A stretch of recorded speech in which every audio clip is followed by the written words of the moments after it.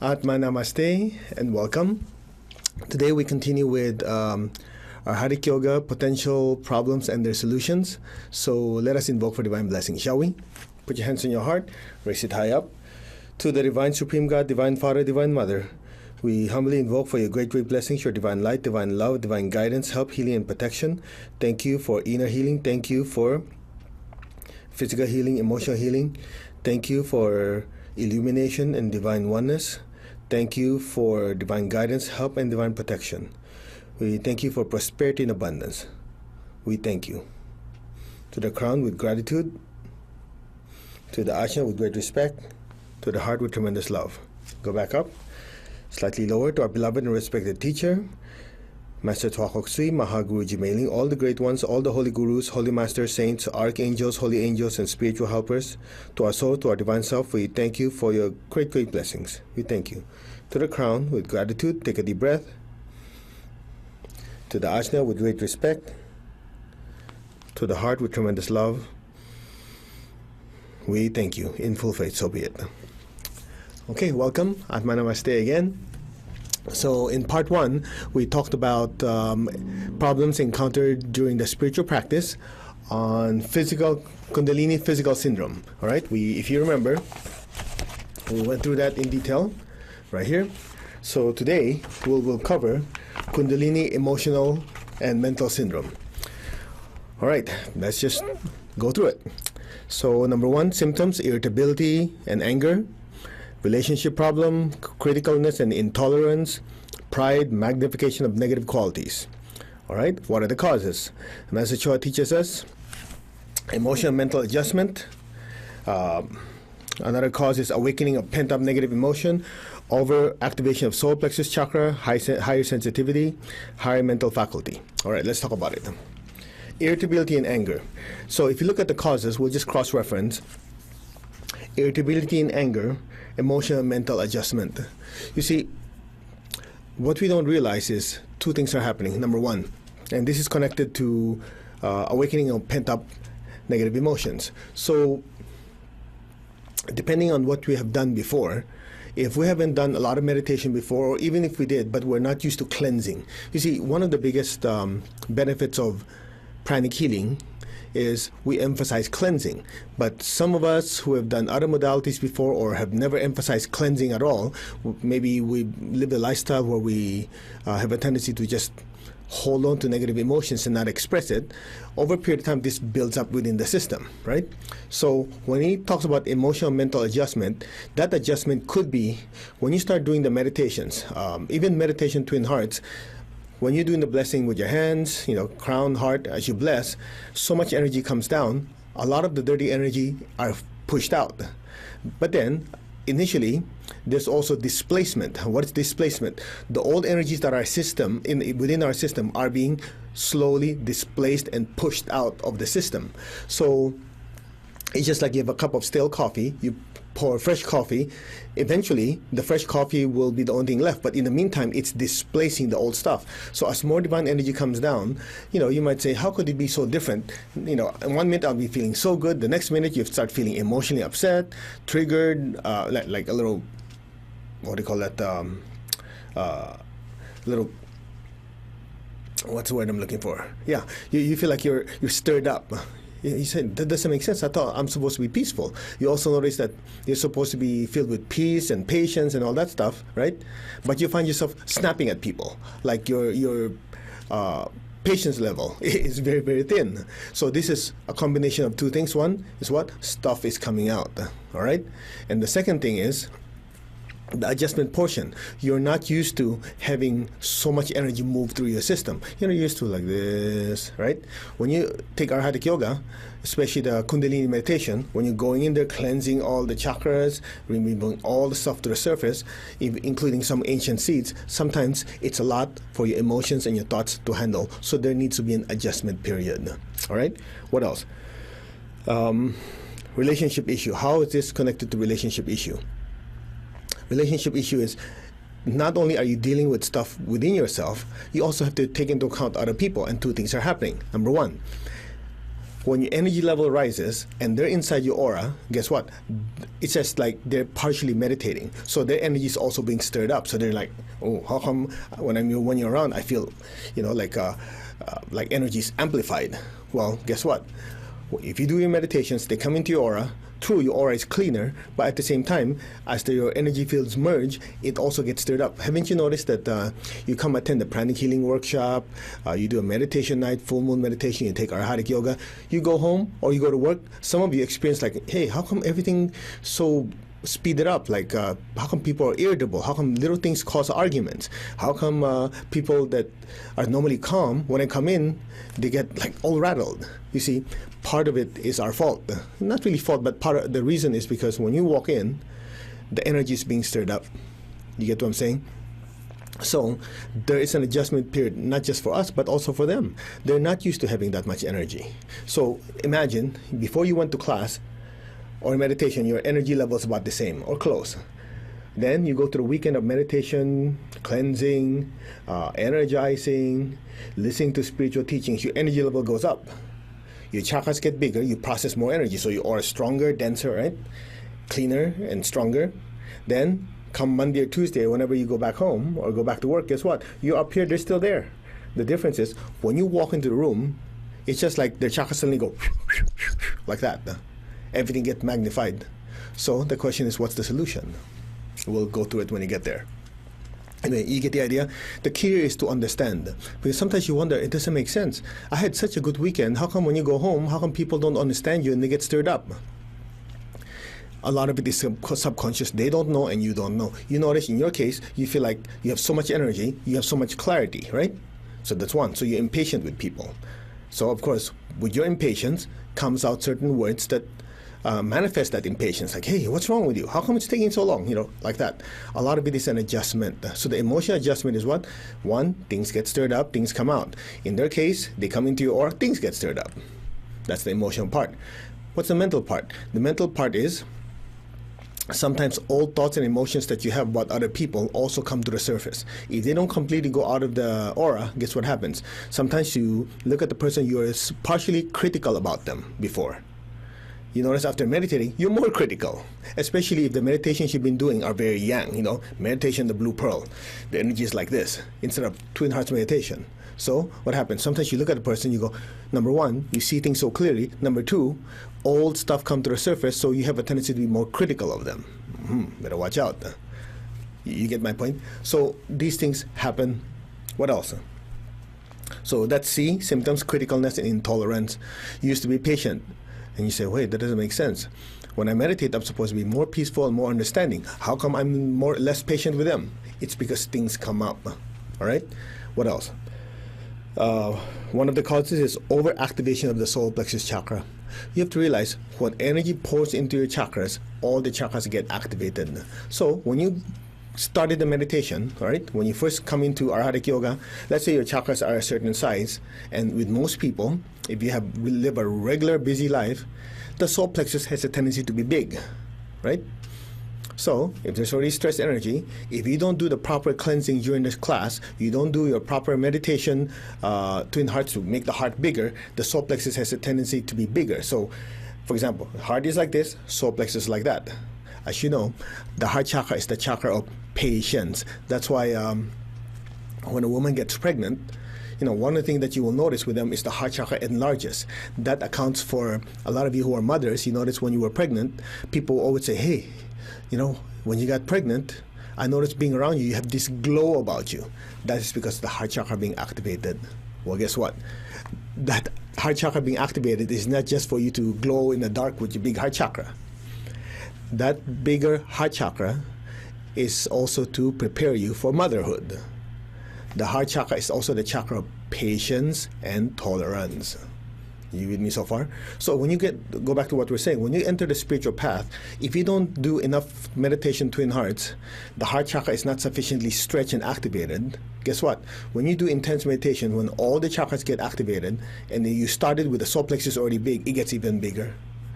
That's the reason why in pranic healing, you're encouraged to do meditation twin hearts more and more and more, so that when you practice arhatic yoga, it is already assumed your heart is substantially activated, and so is your crown. So next time when we talk about the different meditations individually, we can go into more detail why it is so important that you should have practiced meditation Twin Hearts before you practice Arhatic Yoga, and if you haven't, now that you're practicing Arhatic Yoga and certain things come to the surface, one of the solutions is to do more meditation Twin Hearts to make sure the heart is bigger. All right. Next, higher sensitivity. All right. This higher sensitivity accounts for many things that happen in our life. You see, a lot of times when your aura is dirty and muddy, two things could happen. Number one, there's projection. In other words, whatever anger, negative thoughts, negative emotions you have, when you see somebody that you don't like or have triggered you, there's a tendency for you to project. You say, hey, you're angry, when in truth, you're the one angry, not them. Okay? But when you enter the spiritual path and you start flushing and cleaning the aura, guess what happens? Higher sensitivity comes in. What does that mean? When the aura is substantially cleansed, your aura is now cleaner, you see things clear. It's just like your windshield is now clean, you see things clearly. So guess what happens? You start noticing the people who are not very kind to you, at least not verbally, you start noticing and sensing when they say something, it's laced with a little bit negative emotion. Before it's just like you're oblivious to it. Now you're seeing, sensing everything. Then you go, hey, how come this person is nasty to me? They're not nasty to you. They've always been like that.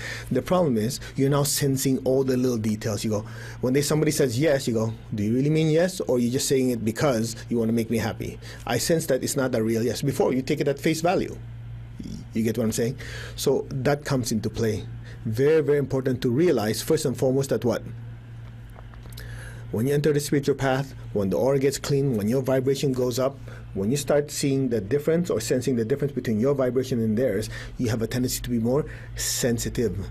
So that's where forgiveness comes in. You have to realize, well, you cannot expect somebody who has not been serious about the spiritual path to act like somebody who has been in the spiritual path. And even then, people always say, well, he's meditating, how come he acts like that? Or she's on the spiritual path, she's also practicing Arhatic Yoga. How come she's acting like it? She should know better. She should know the virtues. Hey, you're judging. Why, are you perfect? I'm not perfect. So everybody, even though we're in the same school, everybody learns their lessons at different paces. It's just like when you went to school, all of you are taking mathematics, right? All of you are taking science. Did everybody get the same grade? No, because everybody has different motivations, everybody has different talents, everybody has different focus, everybody has different levels of understanding of the teaching, right? And that's regular school, science, mathematics, politics, whatever. In the spiritual path, it's the same. When you enter the spiritual path, it's like going to school. So when you go to school, everybody learns at their own pace. Some of us, we take it easy. You say, okay, I learned one virtue in one lifetime. Hopefully not that long. Some of us say, hey, I have to follow the schedule. The schedule in the book says, Master Cho says what? Every 3 months, you work on a certain virtue. Okay. And some people, they really want to improve. They really put themselves, practice every single day. Inner reflection, blue triangle, and so on and so on. Obviously, you're going to have different rates of development. Clear? So that's one of the things that's very, very important. Is the key is to understand and to forgive. That's pretty much the bottom line, because just like when Master Cho was around physically at that time, I think, man, I look back and go, of all the dumb things I've ever done, he has been so patient with me. And I'm thinking, looking back now, I go, he must be so patient. In fact, he told me one time, he goes, I must be a very patient teacher to have you as a student. I remember when I heard that, I'm thinking, should I feel bad or should I feel good? You know what I mean? But then looking back, of course, we're very, very grateful the teacher was very patient with me. And I think about it, every time I want to pass judgment on a student or on someone, I look at it and go, he was so nice to me, even though I was doing all these dumb, stupid things, yet the teacher was patient with me. Okay, I better do the same for other people. You get what I'm saying? Adjustment, adjustment, adjustment. Everybody goes at their own pace. All right? What else? Next one. Symptoms. Pride. Magnification of negative qualities. You pour fertilizer on the ground, everything grows. When you have so much spiritual energy comes down, the Kundalini gets activated, right? The Kundalini gets more awakened. So wherever there's more stimulation, that chakra or that particular channel is partially blocked, Kundalini goes in, it gets magnified. So what are we talking about? I remember a message I was saying, even the great arhats, they're not immune to pride. See, until you become a holy master, which is the 5th level of spiritual initiation, he talked about this in Existence of God, Self-Evident. Initiation is just like going from kindergarten to grade school, to high school, to college, to graduate school, to PhD.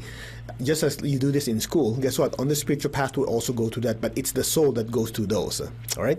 So anyway, he was saying, even some great arhats, at least great from our perspective, right, have fallen due to pride. You see, pride is what? Pride is what you call self-delusion or self-inflation. A lot of times it happens when we have certain level of, what you call that, low self-esteem. There are certain parts of us that we do not want other people know that, hey, we're not really that good in this subject, so you want to prop yourself up to kind of compensate, put up a facade or a shell to show people, oh, I really am good at it. You see? What else? That's one. Another thing is pride could be if there's already part of you that thinks so highly of yourself, which is, good self-esteem is good, but sometimes when you put fertilizer in it, plus negative emotion, it comes out in a bad way. So, I remember one time we were discussing this in a group. There's actually a fine line, a very, very razor-sharp fine line between pride, negative pride, and self-confidence. So the question is, what's the difference between the two? Self-confidence is you talk, you act, you think like, hey, who you really are. You know your strengths, you know your weaknesses, you're confident in the things that you know, and the things you don't know, you're confident enough to say, hey, I do not have to fake it. Somebody else is better at this, let them handle it. That's self-confidence. Pride is what? Have you ever met people? You talk about them, you're not even done. They say, I know. Isn't it irritating? One time there's this student, people have complained about her for being prideful and harsh. So I thought, well, maybe I'll say it in the kindest way I can. I said, by the way, people have said this. I just want to let you know, maybe you want to think about it. Maybe there is something there, or people have a misconception of you. I wasn't even done with it, and she was already getting upset. Well, why is it that this and that? And she never admitted. She said, it's always other people's problem. Since then, I didn't say anything anymore. I said, hey, you're the person who really believes in yourself so much. Why should I teach you anything? You know everything. You get what I'm saying? There are people like that. You see, when you think so highly of yourself, to the extent that you're not listening anymore, guess what? Downhill. You know what I'm saying? That's why I remember Massachusetts said, he said, it's good to have a mirror. What is a mirror? Somebody who will tell you in your face that you have a problem. And the interesting thing is, oftentimes the people you love don't like to do it because they don't want to hurt your feelings. So he said, so when you have negative people around you, you use them as a mirror because they will tell you in your face and embellish it even more what your defects are. And so it makes you think. Amazing, huh? I mean, who would have thought the way the teacher thinks, huh?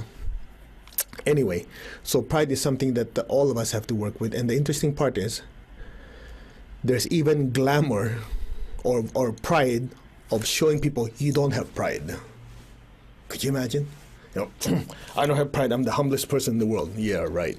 You get the idea? So we really have to watch it. A lot of times we have this false sense of importance. So I remember every time Master was praised, oh, Master Cho, you're this, you're that. You know what he says? He says, the credit goes to my teacher.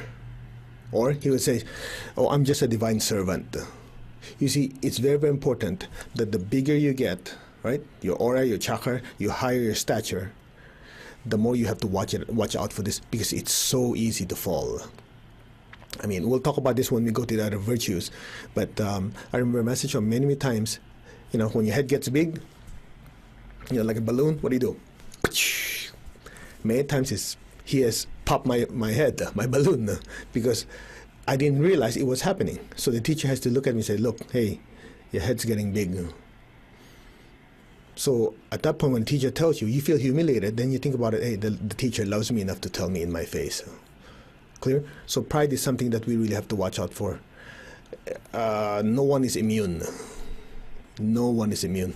You see, even us, being the first line or inner disciples of Grandmaster Chokok Sui, we are not immune. In fact, the more we have to watch out, because a lot of times, now that the teacher is physically not with us, there's a tendency for us to say, hey, I'm in charge. And when that happens, what happens? The head gets big. So it's something that we deal with. That's why you have to do your blue triangle. You have to do your inner reflection. Hey, what I said was prideful. Or what else? When you're doing your meditations, Lord God, please give me the ability to look at myself accurately. What are my strengths, my weaknesses? Thank you for helping me. Thank you for flushing out all this stress, anger, this pride, and so on and so on. All these things have to continue. Clear? And the more responsibilities you have, the more you work with people, the more it pops up. Because if you're by yourself, even if you're prideful, nobody gets hurt. You know why? You don't tell anybody. There's nobody to step on.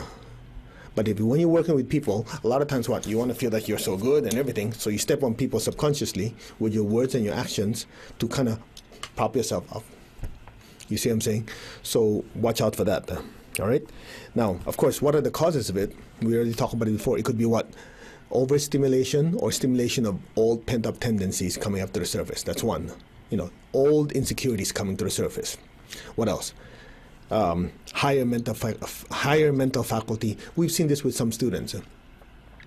The chakras are not that clean. The aura is dirty, right? Then they start to put themselves. They're good students. They really get there, do meditation, do it on a regular basis. They do their meditation, they clean their aura, their chakras. So, of course, the more stuff you remove from before, the bigger contrast you will have from before. In other words, if the aura is murky and muddy before, and now it's clear, you could see through. It's just like, wow.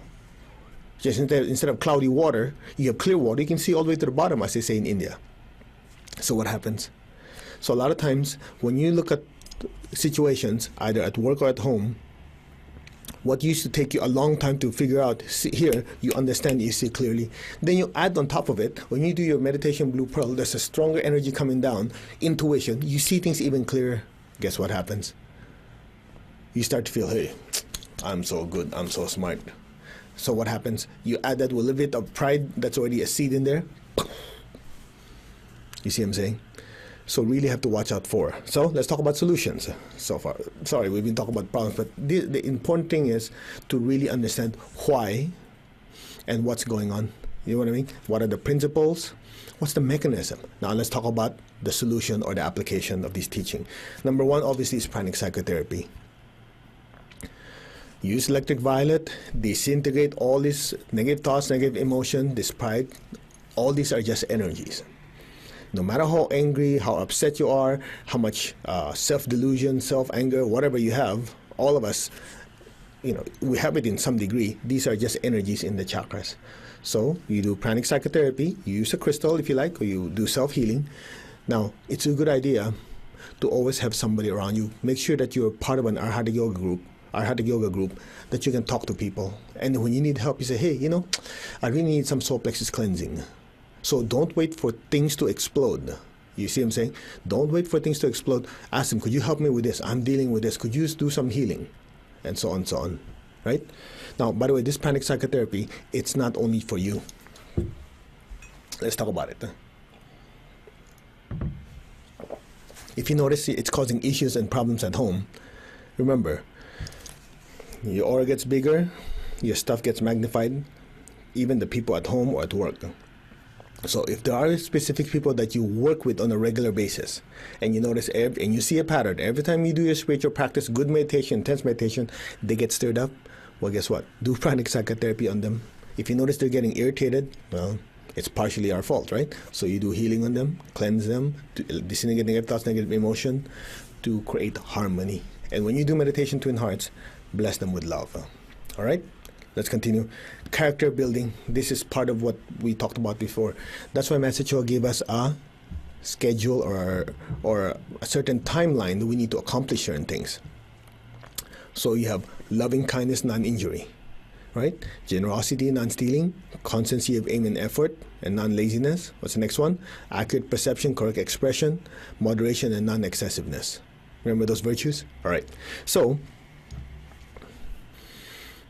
as we do character building, guess what the first one is? Loving kindness and non-injury.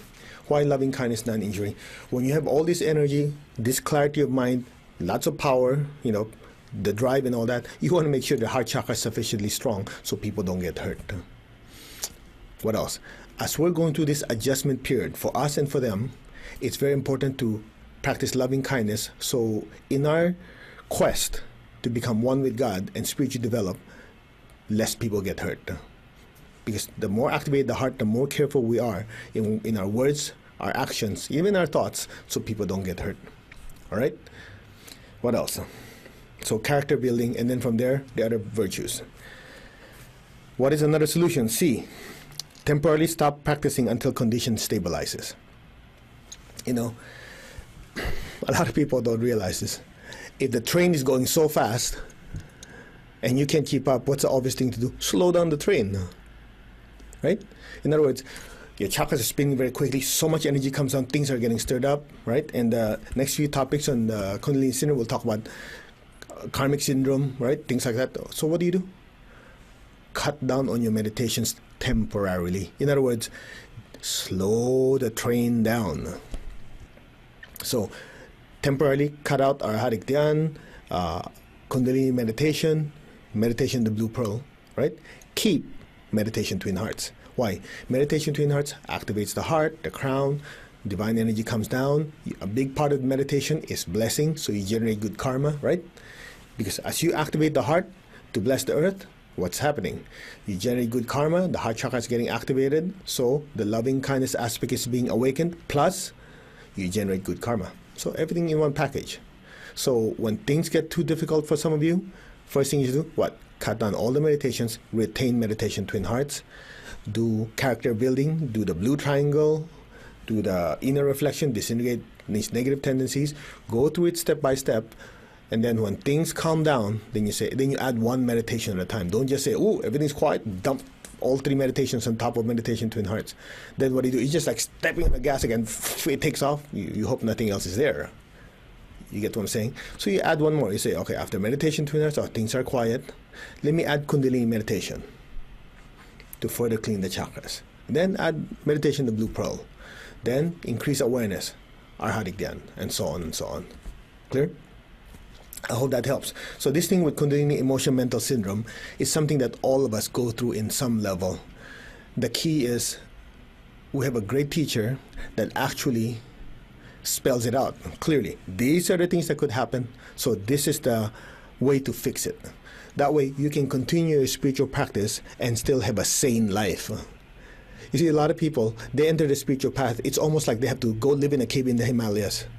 Why? Because so much stuff is stirring up, they're having difficulty with the environment and so on and so on.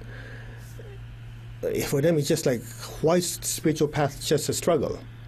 When the spiritual path should be something joyful, something nice, and fulfilling. So we indeed have a great teacher that actually tells that these are the possible, that's why, what is the title? Potential problems encountered during spiritual practice. Potential. And since there's that potential, you're several steps ahead. Master Choa talks about what are these potential problems are, what is the cause, right? What are the symptoms, so you get to notice it, what are the causes, and more importantly, what is the solution? All right? So I hope that helps. Now, why don't we do this? Before we end this session, why don't you open your palms? Just be receptive to the Divine Supreme God, Divine Father, Mother, to Master Choa Kok Sui Mahagu Jumailing and all the high beings. Thank you for your compassionate, purifying light. Thank you for disintegrating all negative thoughts, negative emotions in our chakras, in our subtle bodies. Thank you for blessing us with peace, with love, with harmony. Thank you for blessing us with inner peace, with inner healing. We thank you so much for all your great blessings. We are super receptive spiritually, mentally, emotionally, etherically, and physically. We thank you for your mercy and your compassion. We thank you for your great healing. Thank you. We are super receptive. We thank you for this great opportunity to be of service to God and humanity. Thank you, thank you, thank you, in full faith. Amen. Om. Amin. And so it is. Just be receptive. Thank you, Master Chokoksui. Thank you, Mahaguruji Meling. Thank you. To the Lord Christ, thank you. To Buddha Kuan Yin, thank you. To Buddha Sakyamuni, thank you. To all the spiritual elders, thank you for the blessings. To all the holy archangels, holy angels, and spiritual helpers, thank you. To our soul, to our divine self, thank you for your cooperation. Of course, to the Supreme God, with whom all things come, thank you for your blessings. Thank you for your unending and infinite love. We thank you in full faith. So be it. Just be receptive. Just be still. Just be still. Take a deep breath. Accept God's love, mercy, and compassion. We thank you, Lord. Thank you, all the high beings. Thank you to our beloved and respected teacher, Master Chokoksui. Thank you. Mahaguruji Meng. Thank you. All the high beings. Thank you. In full faith. So be it. All right. Open your eyes. How do you feel? Did it help flush some of the stuff out? So that's just a short prayer, just to kind of conclude our short talk, to kind of just bring you back. Always learn to be grateful. We're so blessed at every minute that if you really think about it, we just don't even know how to express it properly. All right? So that concludes this session. Next session, we'll talk about Kundalini sex syndrome. That's part 3. All right? So part 1 is Kundalini physical syndrome. Part 2, Kundalini emotional mental syndrome. Part 3, Kundalini sex syndrome. And the last two. Next one is Kundalini karmic syndrome, and last one, Kundalini ESP and mystical syndrome. So stay tuned, and thank you very much for joining us. Please give us some feedback. We'd love hearing from you. All of you are so wonderful in tuning in and giving us comments. We cherish those. Thank you very much. And a lot of you have been continuing to support this ministry.